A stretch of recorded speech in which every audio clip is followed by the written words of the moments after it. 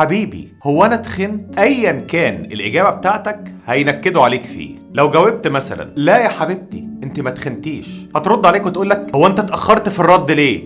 انت كذاب، انت على فكره بتضحك عليا، وهيتنكد عليك فيه. لو قلت لها لا يا حبيبتي انت خسيتي، هترد عليك وتقول لك انا وقفت على الميزان لقيت نفسي زدت 25 كيلو، انت بتكذب عليا، وهتقلب يومك. اعمل ايه لما تيجي تقول لك حبيبي هو انا تخنت؟ عايزك في جزء من الثانيه تقول لها شش بحبك.